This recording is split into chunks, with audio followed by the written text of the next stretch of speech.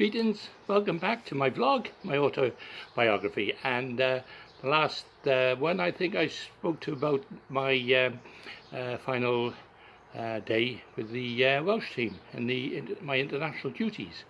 As I said, I mean, when I reflect on it, I had a great run, and you've got to make way for youngsters, I know that, but as I said, I think I was cut short, to be honest, but they were, it's one of the things. So I've still got a life to live, and I've still got a lot of fishing to do. So anyway, back home in the UK, Linda and I, we had a look around, moving from Evesham, because as I mentioned in a previous vlog, we just didn't feel secure.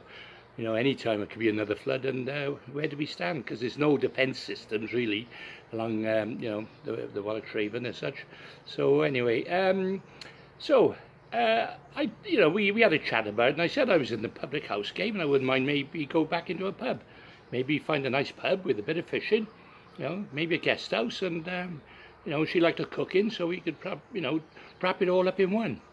So anyway, so what we done, we had a look round. It took us a while, but as soon as the house, our cottage at Evesham was renovated, we put it on the marketplace. It took a while, but as I said, I think it took nearly 12 months, and in that meantime I was, we were still stuck in Evesham. But anyway, we had a couple of proposals, and in the end we actually sold the house, and we actually made a profit, believe it or not. So something good came out of it. I mean, I think we paid over 50,000, but we sold it for 110, so we doubled our money. So we were fortunate in that respect, and we had a bit of cash left over.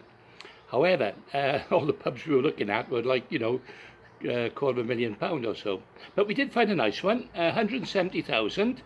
That was up in Welsh Pool, near Oswestry, which is just outside Crew Green, Shrewsbury.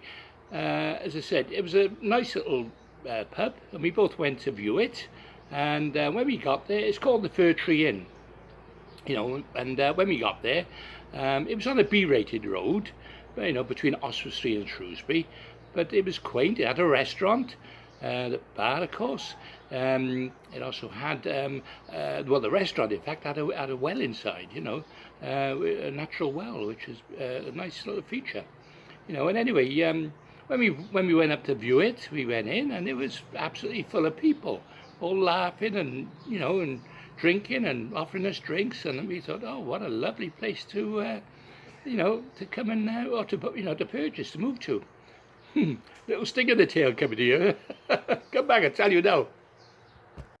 As I said, it looked like our dream move, really. It's far away from Evesham. It was a good hour and a bit run, but anyway, even so, we went up and visited a couple of times. Of course, each time we went up there, we we phoned him, and the landlord and landlady, we said, look, we're on our way up. And on a few occasions, so when we got there, it was, as I said, it always seemed busy. People were in there, and anyway, so as I said, we didn't quite have the funds, so we had to borrow the access money from the brewery, and the brewery done a deal with us as long as we bought the the beer off Banks's brewery, it was. So anyway, we arranged to move. So it was exciting times for us, and as I say, it was great potential, because on the back we extended the house into like bedrooms, for extra anglers. So all in all, we could take up to about eight anglers, which was great, And the good thing about it was right next to the local River Severn. Okay, it was above Shrewsbury, not on a river that's normally fished a lot, but I did go down and try it, and did catch a few days, so I thought, oh, great potential.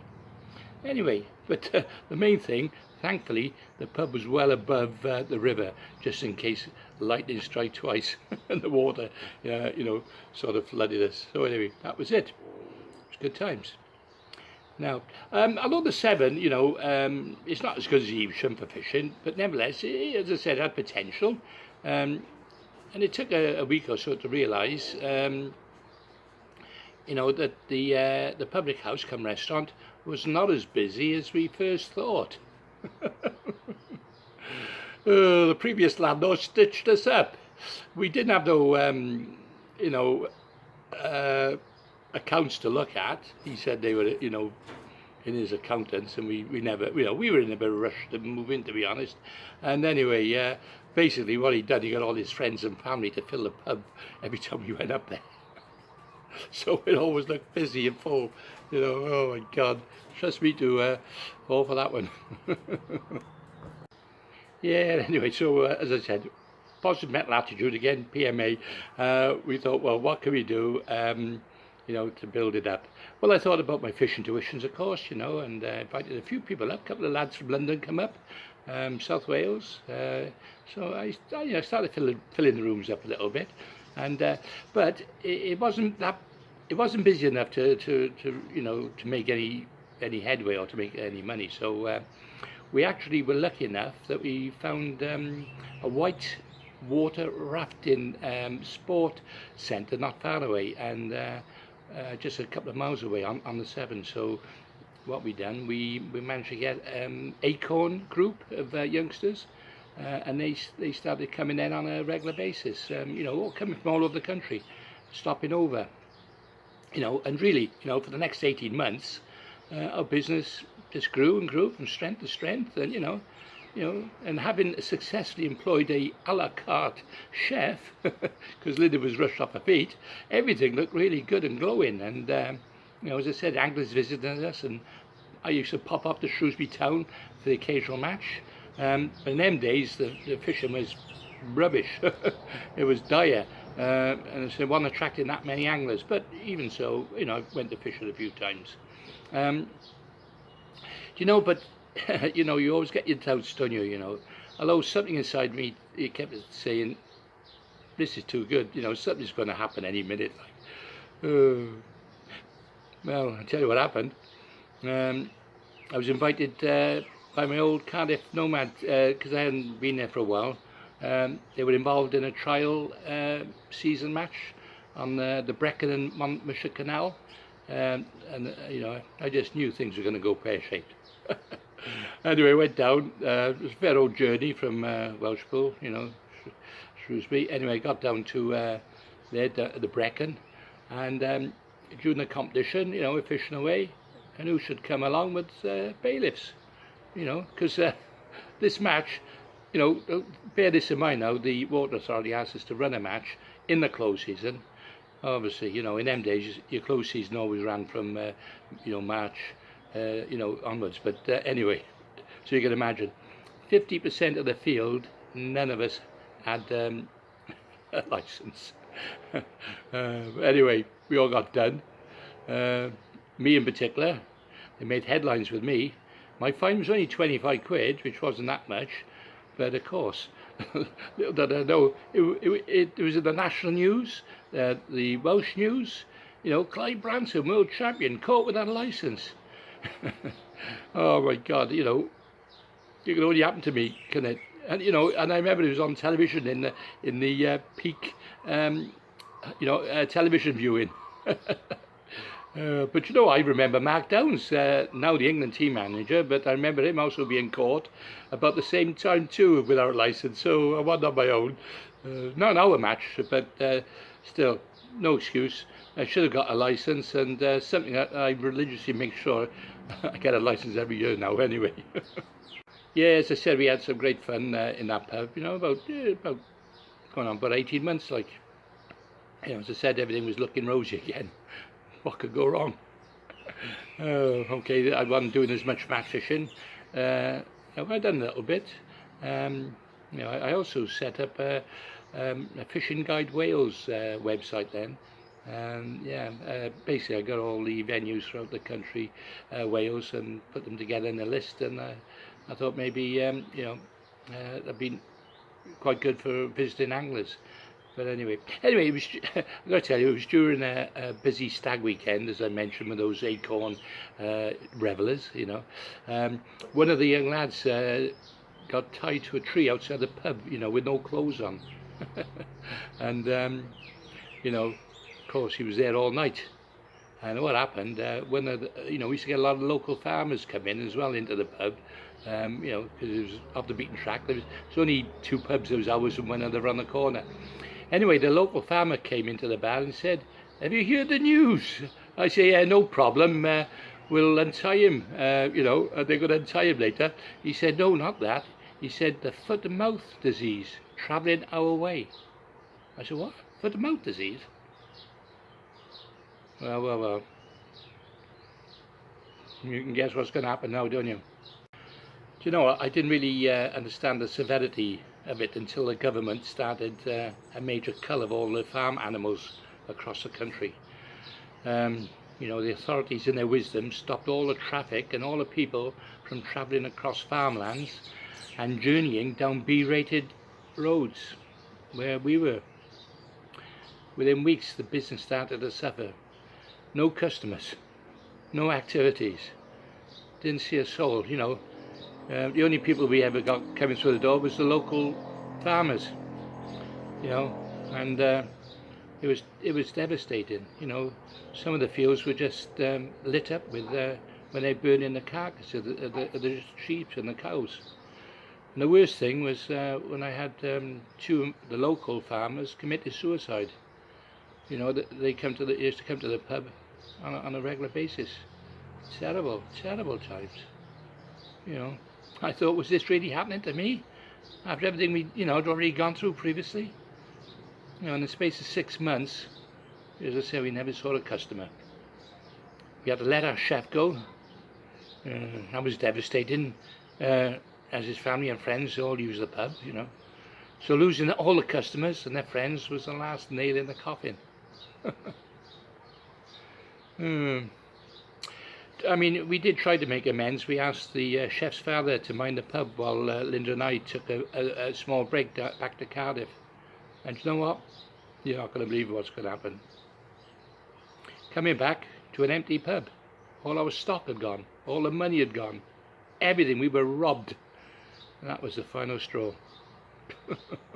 We owed the brewery mortgage money. And we put the pub up for sale. No takers. We put it to auction.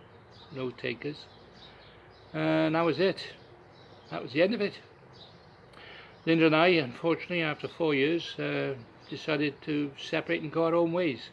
She went back to her son in Yorkshire, where he was living, and and I went back to Cardiff in South Wales. You know, trying to make up, trying to get my life back together again. Funny how things happen, isn't it?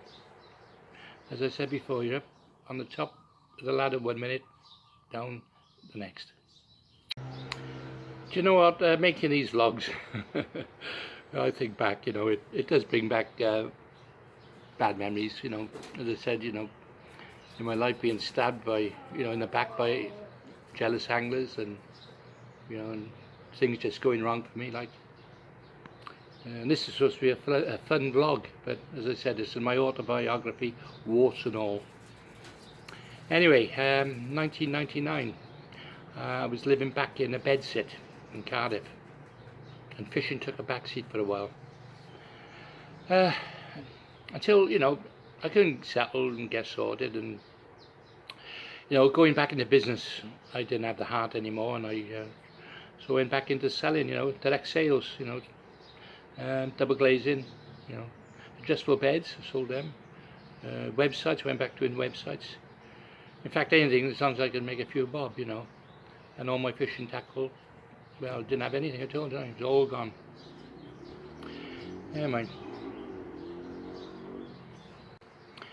Yes, anyway, so within time, I got myself a little bit sorted. Accommodation-wise, I was living in a flat, and I met a young lady called Melina, and after a short while, we had a baby. Yeah, Leon, born in 2000. He was my pride and joy, and I was hoping I could teach him fishing. It's going to be an ambition of mine. Perhaps he could follow my footsteps, I thought, you know. And remembering, you know, old Kevin Ashurst, about his lad, Keith Ashurst. You know, he was very proud of Keith. And I fished against Keith a few times when we were in Ireland. I never get. I looked in the corner of my eye once and I seen 2 fish coming at the same time. Of course, in them days, I think they used to have a rule that you could use 2 hooks and catching 2 fish at a time. But you know, I really thought that Keith was going to, you know, emanate his father, Kevin. But unfortunately, Kevin passed away as a teenager. You know, and I didn't want that to happen to Leon, and I was hoping Leon to become an angler. Yeah, so it was when Leon was a young lad. Then I took him fishing. You know, when he was old enough. Well, I think he was about 5 or 6, I think. But only to be disappointed, really. He didn't really take to it, you know. So, of course, the computer age come in then, and that was the end of that. As I say, you know, how things change over the years. When I was a youngster, there was no computers and things. You know, we had made our own fun, and you know, and sports, and we were more outdoors, I think, in them days. And of course, that's when we went fishing. But these days now, with the computer age and the other distractions, you know, that was it. He never went fishing again. I think I took him once or twice, but wouldn't take to it, you know. Anyway, I'm going to leave it at that now, because for the next part, hopefully I'm going to be a bit brighter. Things are going to pick up. Well, like I said, PMA, you know, with every dark cloud, there's always a silver lining, they say. Anyway, come back on the next vlog.